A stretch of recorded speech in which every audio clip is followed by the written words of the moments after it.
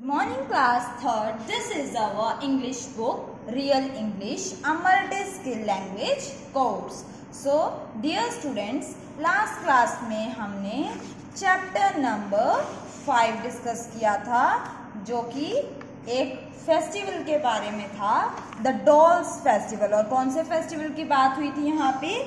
Golu festival की हमने बात यहाँ की थी। तो हमने ये चैप्टर कंप्लीट कर लिया था। आज हम पोएम नंबर 6 स्टार्ट करेंगे। तो सबसे पहले हम इसकी लाउड रीडिंग करेंगे, ठीक है ना। The microbe.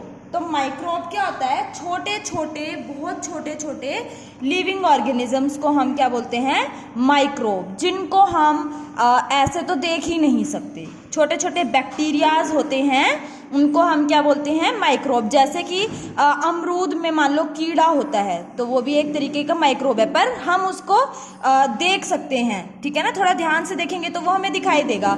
पर कुछ ऑर्गेनिजम्स ऐसे होते हैं जो कि हमें ऐसे दिखाई ही नहीं देते। हम उन्हें किसके हेल्प से देखते हैं? माइक्रोस्कोप की हेल्प से देखते हैं। इसीलिए हमने उनका नाम क्या रख दिया?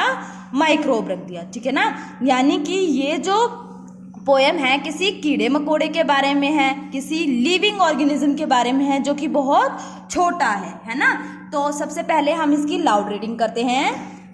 The microbe is so very small, you can not make him out at all, but many sanguine people hope to see him through a microscope.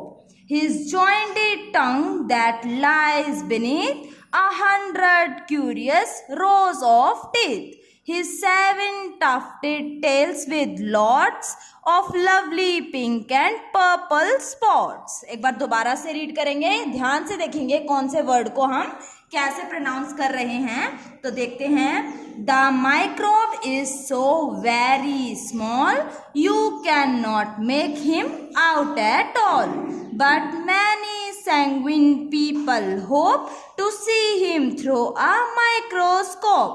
His jointed tongue that lies beneath 100 curious rows of teeth. His 7 tufted tails with lots of lovely pink and purple spots. तो अब देखेंगे हम same sounds वाले word, यानी कि जिन्हें हम क्या कहते हैं? Rhyming words. तो देखते हैं। Small, all. तो राइमिंग वर्ड्स कौन से होते हैं? जिनकी साउंड सेम होती है ना। और जो पोएम को क्या बना देते हैं? रिदमिक बना देते हैं। एक रिदम आ जाती है, एक साउंड, एक अच्छी सी लिरिक्स आ जाते हैं, उसके फ्लो में बोली जाती है जिसे वो, ठीक है ना, जैसे कि सॉन्ग्स में होता है। तो स्मॉल के साथ क्या हो गया? ऑल। और होप के साथ स्कोप, माइक्रोस्कोप, ठीक है। माइक्रोस्कोप क्या होता है? एक इंस्ट्रूमेंट होता है, ये देखिए पिक्चर में आपको दिखाई देगा। इससे हम क्या करते हैं? यहाँ स्लाइड लगा देते हैं और इसमें कोई भी इंसेक्ट या जो भी हमें चीज़ बड़े में देखनी है वो यहाँ रख देते हैं, ठीक है। और फिर इससे देखते हैं तो यहाँ पे मैग्नीफाइंग ग्लासेस होते हैं, जिनसे हम छोटी चीज़ को बड़ा करके देख सकते हैं। तो इसके हेल्प से हम छोटे छोटे लिविंग ऑर्गेनिजम्स, जिनको हम अपनी नेक्ड आई से नहीं देख सकते, उनको इजीली देख पाते हैं। क्लियर है? तो आगे देखते हैं। बीनीथ टीथ, क्लियर है। Next, lots, spots. तो ये कुछ क्या हो गए? राइमिंग वर्ड्स हो गए। क्लियर है? आगे चलते हैं। On each of which a pattern stands, composed of 40 separate bands. His eyebrows of a tender green, all these have never yet been seen. But scientists who ought to know assure us that they must be so. Oh, let us never doubt what nobody is sure about. तो दोबारा से इसे एक बार देखेंगे, इसको देखते हैं हम कैसे प्रोनाउंस करेंगे वर्ड्स को। मेरे साथ साथ बोलेंगे, वीडियो को रोक देंगे। जैसे अभी हमने फर्स्ट पैराग्राफ 2 टाइम्स पढ़े, तो आपने देख लिया, जहां वर्ड में प्रॉब्लम है वहीं पॉज करो और उसे दोबारा से सुनो, ठीक है ना। डाउट नहीं होना चाहिए बस कि हम किस वर्ड को कैसे प्रोनाउंस कर रहे हैं। तो देखेंगे। On each of which a pattern stands, composed of 40 separate bands. His eyebrows of a tender green, All these have never yet been seen. But scientists who ought to know assure us that they must be so.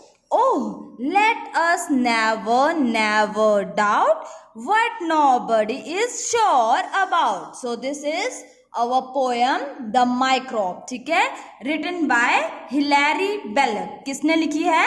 Hillary बेलक. इसकी आपको spelling learn करनी है, HILAIRE,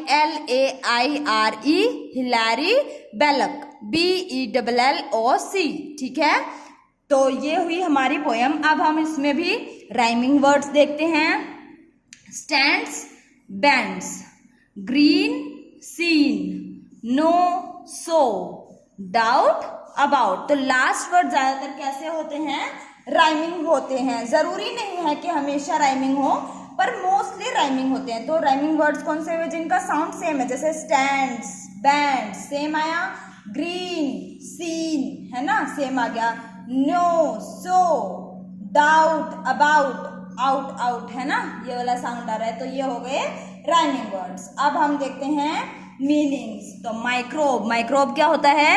अ tiny living organism, एक छोटा सा जीव, ठीक है ना, जो कि सांस ले सकता है. लिविंग बीइंग जो कि बहुत ही छोटा होता है, उसे हम क्या बोलते हैं? Microscope. Make him out, make him out का मतलब हुआ see him with great difficulty, यानी कि जिसे देखने में बहुत ही मुश्किल हो, मतलब कि आप इसे अपनी नेक्ड आईज से नहीं देख सकते, बिना माइक्रोस्कोप की हेल्प से आप इसे नहीं देख पाए, उसे बोलते हैं मेक हिम आउट. ठीक है, ये पोएम के अकॉर्डिंग हुआ इसका मीनिंग. ऑलराइट, फिर होता है सैंग्विन. सैंग्विन का मतलब होता है चीयरफुली ऑप्टिमिस्टिक, यानी कि जो हमेशा खुश रहे, और ऑप्टिमिस्टिक का मतलब होता है पॉजिटिव, ठीक है ना, जिसको हर चीज में एक पॉजिटिविटी दिखाई देती है. जैसे कि हमारे पास एक ग्लास है और इसके अंदर इतना पानी है. अगर आपने बोला गिलास में कोई पानी नहीं है, ना मात्र पानी है, एक तो आप ये बोल सकते हैं, एक आप इसे बोल सकते हैं थोड़ा सा पानी है, पी लो, है ना, कुछ तो प्यास बुझेगी. तो एक तो ये दिखा दिया कि नहीं भाई इसमें काम होगा ही नहीं, तो वो हुआ पैसिमिस्टिक, जो नेगेटिव सोचते हैं. ठीक है, ऑप्टिमिस्टिक यानी कि उस चीज को पॉजिटिव लो, कम से कम ना से अच्छा कुछ पानी तो है, उसे तो पी लो पहले, है ना. तो ऑप्टिमिस्टिक क्या हुआ? जो पॉजिटिव सोचते हो. तो सैंग्विन क्या हुआ? ये पीपल के लिए यूज किया है जो कि हमेशा खुश रहते हो और पॉजिटिवली कोई चीज सोचते हैं, उसे हमने बोला सैंग्विन. नेक्स्ट, बीनीथ का मतलब होता है अंडर, यानी कि नीचे. ठीक है, क्यूरियस होता है इच्छुक. ठीक है, और स्ट्रेंज कुछ अजीब सा या अनयूजुअल, जो हमेशा नहीं होता, कभी कभार हो ऐसी चीज, उसे हम बोलते हैं क्यूरियस. उसके बाद है टफ्टेड. टफ्टेड का मतलब विद हेयर टाइड टुगेदर, तो बाल जो आपस में बंधे हों, ठीक है ना, एक साथ गुच्छा बना हुआ हो, तो उसको हम बोलते हैं टफ्टेड. नेक्स्ट वर्ड है टेंडर. टेंडर का मतलब क्या होता है? सॉफ्ट, स्मूथ जो होता है, ठीक है ना, चिकना सा जिसे आप कह सकते हैं. अश्योर का मतलब होता है जिसमें आप श्योरिटी के साथ कोई बात बोलते हैं, जिसके लिए आप पक्का कि भाई आज मंडे है, या I am sure that is today is Monday, तो आप श्योर हैं. आप अगर बोलें कि शायद मंडे है या ट्यूसडे है, तो आप उस चीज के लिए अश्योर नहीं हैं, आपको इस चीज के बारे में कंफर्म नॉलेज नहीं है. तो अश्योर क्या हो जाएगा? जिस चीज के बारे में आप श्योर हों. से विद सर्टेनिटी, जिसे आप पक्के तरीके से बोल सके, ठीक है ना, तो वो क्या हो जाएगा? अश्योर. तो आगे देखते हैं क्या है. ठीक है, इतने ही हैं. तो अब आपका होमवर्क क्या रहेगा? आपको ये सभी वर्ड्स अपनी नोटबुक में राइट डाउन करने हैं और साथ में इन्हें लर्न करना है. ठीक है, अब एक चीज और देखेंगे हम, ये रहा comprehension. Match the words on the left with those on the right. तो लेफ्ट वाले वर्ड्स को हमें राइट वाले के साथ क्या करना है? ज्वाइन करना है. अब देखो फर्स्ट वर्ड है जॉइंटेड, तो इसका मतलब क्या हुआ? पोएम में ऐसा कोई वर्ड आया होगा और हमें उसी के साथ इसे ज्वाइन करना है ना. तो हम कैसे करेंगे? पोएम को देखेंगे और वहां से फिर हिंट लेके इसे सॉल्व करेंगे, ठीक है ना।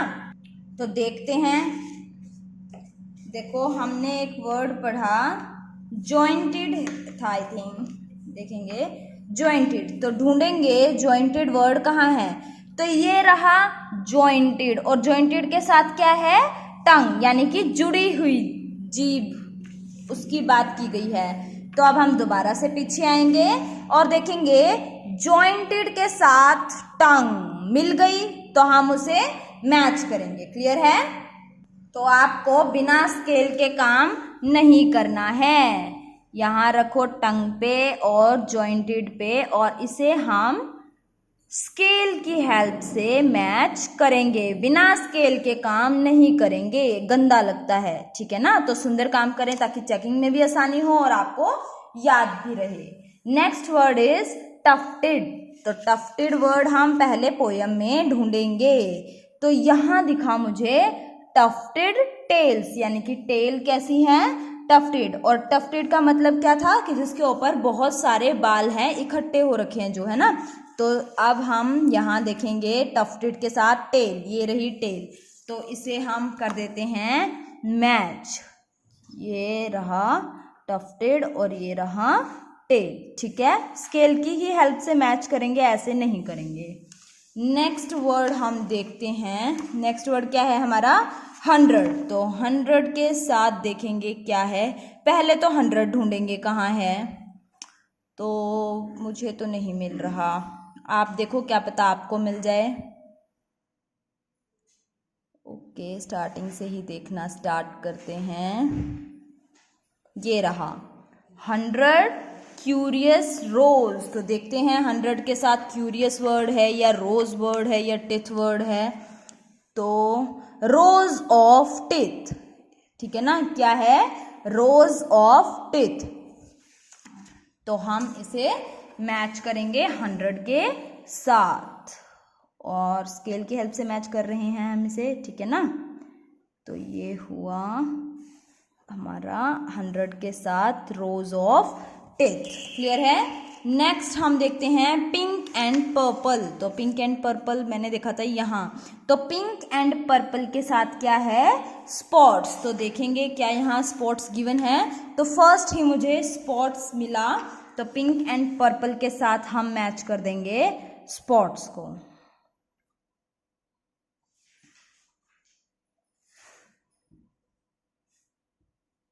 नेक्स्ट देखते हैं टेंडर ग्रीन। तो टेंडर ग्रीन के साथ क्या है, टेंडर ग्रीन क्या है, his eyebrows of a tender green, यानी कि टेंडर ग्रीन के साथ है आईब्रोज। तो देखेंगे क्या गिवन है आईब्रोज,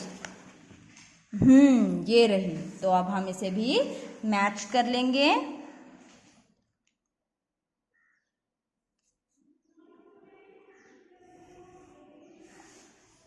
तो ये हमने किया मैच। क्लियर है। तो ये हुए हमारे मैच द फॉलोइंग।